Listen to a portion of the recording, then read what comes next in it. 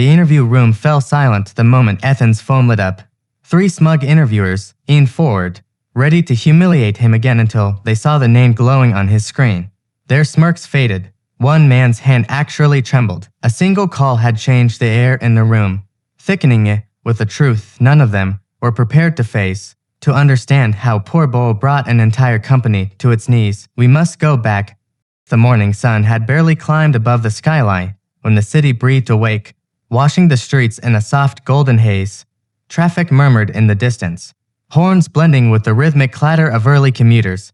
Outside, the towering steel headquarters of Redwood Industries, the glass reflected streaks of sunlight like liquid fire. Near the entrance, a thin boy stood quietly, gripping the frayed strap of his backpack.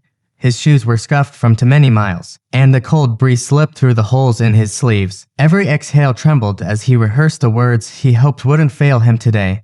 This was Ethan, stepping toward the biggest moment of his life. Ethan stepped through the revolving doors, and the warmth inside hit him like a gentle wave. But it wasn't comfort he felt. It was the sharp contrast between this polished world and his own. The lobby shimmered with chrome fixtures and a floor so spotless it reflected every passing heel. People in tailored suits moved with the confidence of those who belonged here. Ethan's steps, soft and hesitant, barely made a sound. He clutched his faded folder to his chest, careful not to bend the edges any further. Inside there were his certificates, worn, yellowing papers that carried more hope than value. His fingers trembled as he approached the reception desk.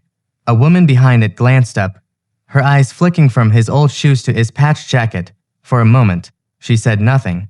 Then her eyebrow arched, almost involuntarily, as if questioning why someone like him had entered a place like this. Around him, whispers rose like faint breezes. A pair of interns nudged each other, eyes lingering too long on his clothes, too long on his uncertainty. Still, Ethan swallowed hard and stepped forward. The elevator doors opened with a soft chime, spilling Ethan into a long corridor lined with framed awards and photos of smiling executives. Each plaque gleamed under bright ceiling lights, casting reflections that made the hallway feel even more intimidating. At the far end, a door-marked interview panel. Conference room stood slightly ajar. He approached quietly, his shoes barely whispering against the floor. Inside, 3 interviewers sat around a heavy oak table, laptops open, pens posed, expressions sharp. Their conversation stopped the moment Ethan entered. One of them, a man with slick hair and a perfectly pressed suit, leaned back in his chair. His gaze drifted slowly from Ethan's worn shoes to his too-thin jacket. "You must be Ethan," he said, the pause heavy with judgment. Ethan nodded, swallowing the tightness in his throat. Another interviewer, a woman with cold eyes, flipped through his resume with 2 fingers, as though touching it might leave a stain. "Where exactly did you say you studied?" she asked, her voice smooth but laced with skepticism. At the community center program, ma'am," Ethan answered softly. A stifled chuckle escaped the 3rd interviewer. "So, not a real institution," he muttered, not bothering to hide the smirk lining his lips. Heat rose in Ethan's face. His hands tightened around the folder, knuckles whitening. The woman set his resume down. Exhaling sharply, "Ethan, this position requires professionalism," she said. "Presentation matters. First impressions matter." Her eyes slid over his clothes again.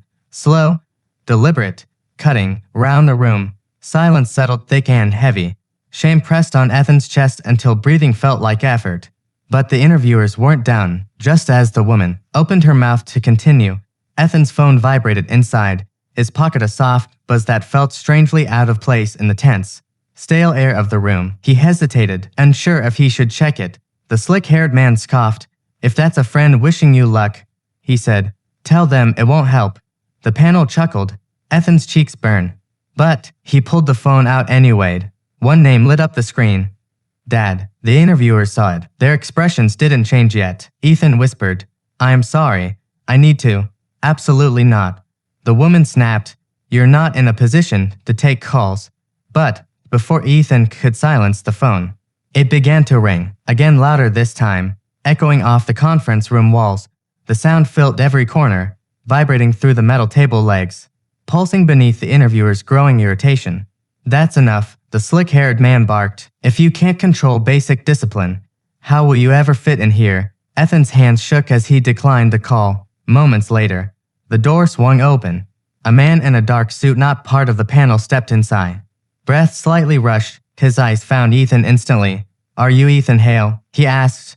The panel stiffened, and in that moment, nothing in the room felt ordinary anymore. The man in the dark suit stepped farther into the room, his voice steady but urgent. "Ethan, your father has been trying to reach you. The board needs you both upstairs." Immediately, silence cracked through the room like lightning. The slick-haired interviewer blinked rapidly. "The board?"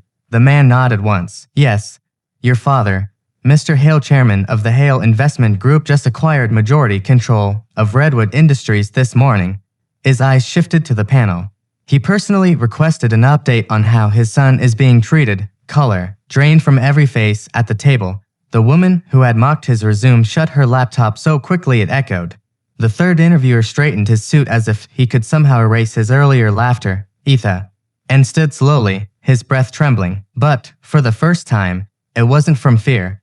The man bowed his head respectfully. "Your father is waiting." Sir." The word hit the interviewers like a blow. As Ethan walked out, the panel remained frozen, ashamed, speechless, and suddenly very, very small. Outside the room, employees whispered not about his clothes, but about who he truly was. Sometimes, life places the quietest souls in the loudest rooms, not to test their worth, but to reveal everyone else's. Ethan had walked into that building carrying nothing but hope and trembling courage. Yet he walked out carrying something far greater. Dignity restored, truth unveiled, in a world quick to judge a coat, a pair of shoes, or a trembling voice. Stories like Ethan's remind us that real worth is never written on clothing labels or polished. Resumes, it lives in the unseen, waiting for the right moment to rise. If this story touched your heart, please like, comment, and share it with someone who believes in kindness and justice. Tell us below, what would you have done in Ethan's place? And for more true to life stories that restore faith in humanity, subscribe to Acts of Kindness. Your support helps us spread compassion.